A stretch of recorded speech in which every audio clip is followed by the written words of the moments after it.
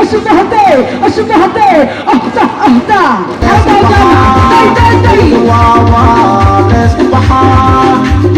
يا بعد ما يقدقاي بيري أنا عيالي تفرقوا بصيرة هذا طلعان كتاب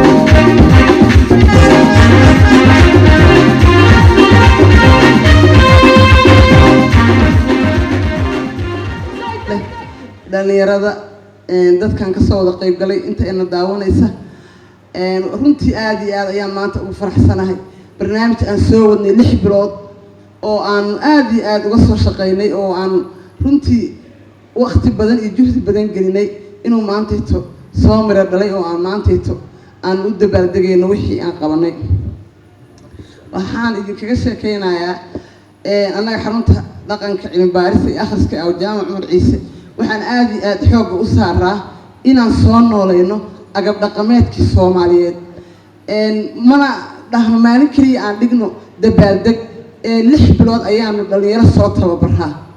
6 bilood dhalinyarada hadda aan soo tababaray iyo hooyooyinka waa ku aqalka hadda ag jooga waxaan soo baray sida cawda loo falkiyo waxaan soo bartay sida dhiilaha loo tolo waxaan soo baray madaxa sida tinta loo dabo waxaan soo baray harqaan waxaan soo baray xinaha sida loo sameeyo waxaan soo baray inay iyagu isbartaan oo ay saaxiib noqdaan runtii waxa waa inta badan dadka annaga aanu ma aragtay u bar seminaarada u sameeyno waxaan baraa Soomaalinimada isjacaylka isfahanka dhaqankeenu wuxuu ahaa intaasna annagoo aan kala ahayn ma aragtay gobol iyo Soomaalida hadda waxay bilowday runtii annaga waxaanu meel walba joogna aan dhahnaa waxaanu nahay dadka u oleeya bahda jecel dhaqanka iyo afka marka anagu runtii taas ayaa noo walaalaysa aad iyo aad ayaan waxaan u jecelahay in alaabtan meesha taalo dhan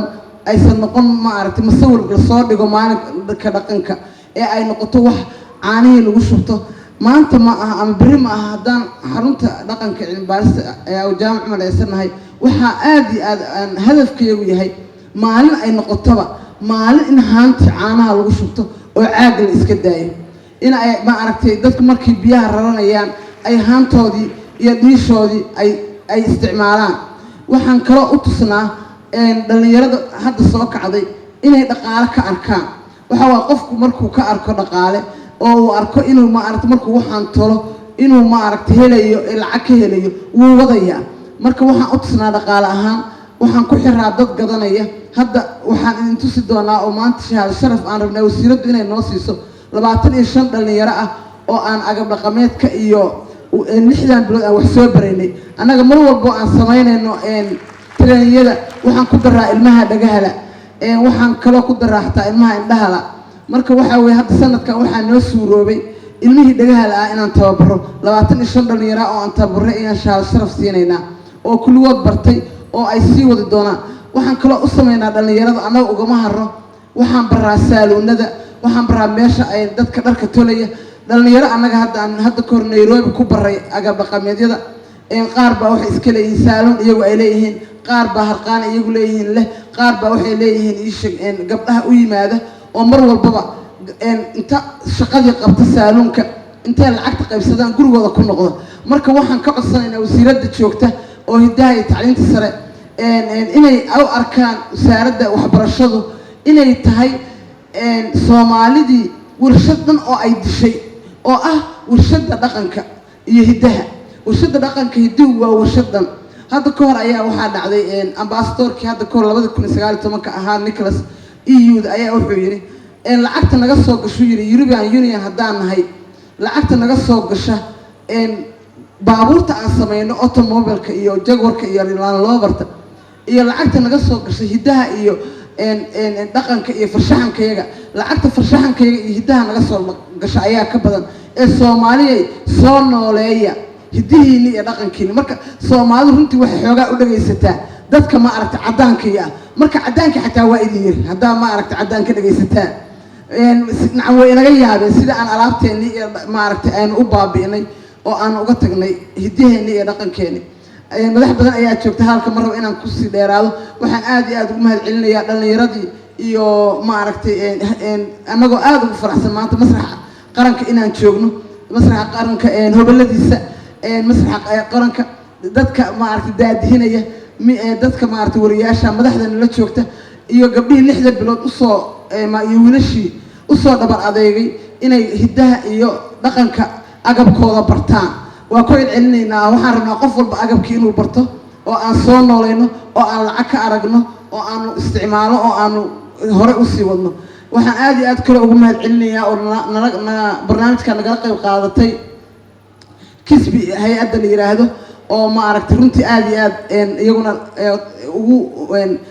aad iyo aad ugu dadaala soo nooleynta dhaqanka Soomaaliyeed waxaan kaloo aad iyo aad ugu mahadcelinayaa oo aan mar kastaba aan rabaa inaan u mahadceliyo Cabdicasiis oo aad iyo aad noola shaqeeyay akademiyada cilmiga iyo dhaqanka iyo suugaanta aad noola shaqeeyay oo intaas nala taagnaa waxaan professor waxaan maaragtay mahadcelinayaa Cabdiqaadir Maax waxaan kaloo u mahadcelinayaa UNFPA oo iyaguna naga maaragtay caawiyay oo dhanka dhaqaalaha naga waxay hormood telecom oo mar walba noo taagan hormood si gaar ah igu sacabiya runtii aad iyo aad ayay mar walba noogu taagan yihiin oo aan mar kastoo dhahno dhalinyaro ayaan wax baraynaa number 1 hay-adan na caawiso waayo oo aan kuwa bilowna shaqada maaragtay farshaxanka Soomaaliyeed iyo waxaan ugu mahadcelinaynaa World Vision idinka oo ka soo qayb galay waxaan ku faraxsanahay maalmahan inaad ka dhargi doontaan agab dhaqameedka cuntada Soomaaliyeed aa cuni doontaan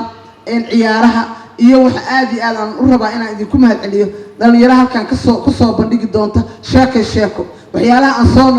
nooleynay kamid ahay sheekadii ahaan jirtay ardaaga imow hadda ka hor waalidku markuu habeenkii yimaado iyagoo daalan ayay ilmahooda wixii maanta dhan uga sheekayn jiray halkaas waxaa ka abuurmi jiray jeclaan iyo isfahan ilmuhuna aad bay waxay u ahaan jireen ilmo maaragtay ducaysan oo waalidkood ka ducaysta marka taana aanu maaragtay waqti siino ilmaha aad iyo aad ayaad mahadsantihiin waxaan rabaa waxaan ka socdaa sida uu sheegay xiriiryaha hay-ad la yiraahdo World Vision programkeeda Soomaaliya World Vision iyo Jaamac Center waxay yihiin partners ama dad isla shaqeeya waxaan la shaqeynaynay xaruntan 5 sano tan iyo 2015 waa 5 sano waa ka badan tahay annaga waxaan la shaqeynaa caruurta oo aan isku daynaa inaan hubinno in 2 milyan oo caruur oo Soomaaliyeed inay helaan xuquuqda asaasiga ay u baahan yihiin sida waxbarashada iyo caafimaadka waxaan sidoo kale ka shaqeynaa arrimaha advocacy-ga caruurta xuquuqdooda in loo doodo in dowladda iyo dhaqanka lagala hadlo sidii caruurta Soomaaliyeed u heli lahaayeen waxa ay mudan yihiin taas ayaan shuraaka ku nahay oo jaamac waana ku faraxsannahay madxafku maaha oo keliya meel alaabta la dhigo waa meel cilmi baaris oo loogu talagalay inay baaraano kalgidisnaanta noolaha Soomaaliyeed geedaha Soomaaliyeed taariikhdii hore ee Soomaaliya dhagxaanta dhulka dushiisa wixii saaran dhulka hoostiisa wixii ku jiro waxaas oo dhan waxa laga rabaa madxafka inuu ahaado meesha wax lagu aruurinayo xarunta jaamac Umar Ciise saad ogtihiin waa xarun ayada lafteeda dhaqanka iyo suugaanta u qareenta isla markaasna wax badan ayay ka soo qabteen intaan xasuustana waxay wax badan ka tareen xaruntooda Nairobi iyo guud ahaan caalamka iyo maanta ay Soomaaliya nala joogaan waxaan rabaa inaan dhammaan mahadceliyo ka soo qaybgalayaasha haddii ahaan lahaayeen abwaanada kaadiriinta dhaqanka iyo ka howlgala iyo qof walbo halkan fadhiya oo ku lahaa qabanqaabada barnaamijkan ama bandhig dhaqameedkan runtii ahmiyad gaara u leh labadii cishe ee halkan ay hawshu ka socotay iyo sidii wanaagsanayd aad uga soo qayb gasheen aad iyo aad baan idinku mahadcelinayaa hobalada waa beri ee tiyaatarka aan ugu nimid ee martida u ahayna ciyaarihii wanaagsanaa iyo waxyaabihii meeshan firfircoonidii ay muujiyeen iyagana aad iyo aad bay ugu mahadsan yihiin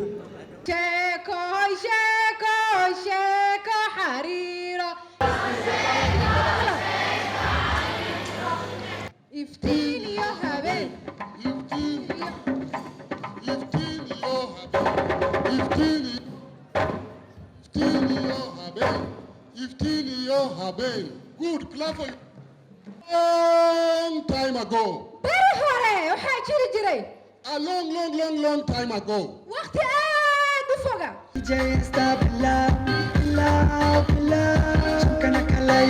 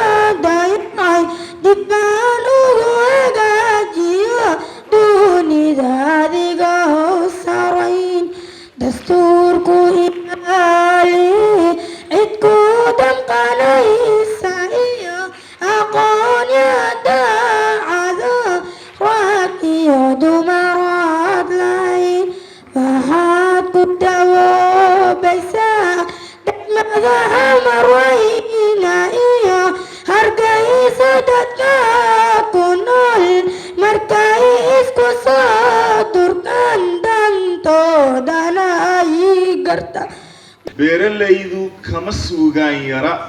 kamana xikmad iyo murti yara xoolo dhaqatada laakiin fursadda inta ay heshay suugaanta xoolo dhaqatada oo miidiyaha manaahiijta waxbarashada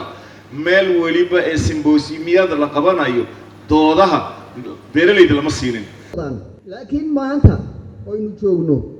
qalabkeenni miyaynu isticmaalnaa maxaynu isticmaalnaa wax dibadda ka yimid yaynu isticmaalnaa waxa dibadda ka yimid maxay ka samaysan yihiin ma organic bay ka samaysan yihiin mise waxyaalo ka duwan wax ka duwan bay ka samaysan yihiin gaar ahaan wax alla waxa balaastikada ka samaysan kuraas ama ahaadeen ama baca wax lagu qaata ha ahaadeen wax alla waxaynu isticmaalnaa wax kama samaysna wixii dadkeennu ay isticmaal ka wax ka samaysan jireen waxay ka samaysan yihiin bacaha aad arkaysaan ee deegaanka marka ay baaba'aan la tuuro aan decomposition ku dhacayne 500 oo sanadood bay jiraysaa baa carrada ku jiraysaa ama ay sideedii iska ahaanaysaa ilaa 1 sanadood balastikadan aynu isticmaalaynaa aniga hooyo baan ahay waxbarasho macallimadna waa ahay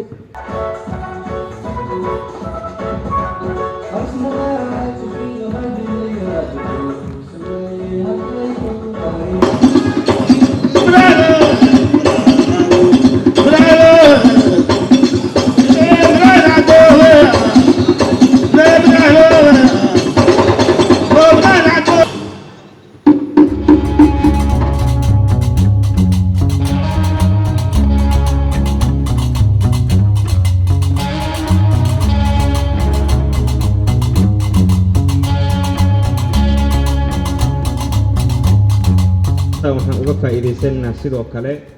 waaxda farsamada gacanta ee wasaaradda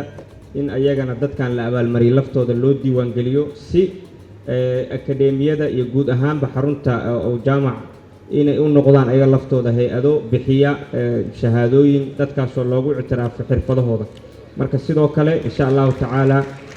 waaxda agaasimaha waaxda oo maanta halkan joogeen waxaan rajaynayaa firdowsi inaad wada xiriirtaan kadibna loo diiwaan geliyo dadka xirfadahan bartay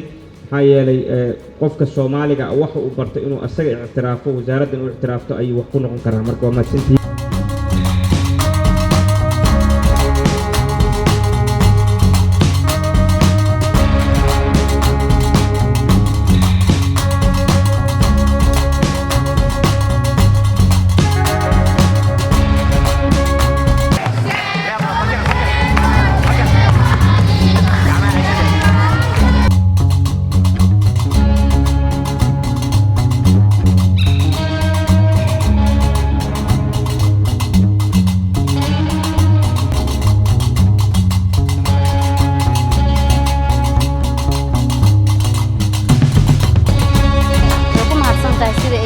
dhaqankeena ay u ilaaliso iyo astaamaheeni iyo waxyaabaheeni dhaxalka u ahaa dhaqankeeni hidaheena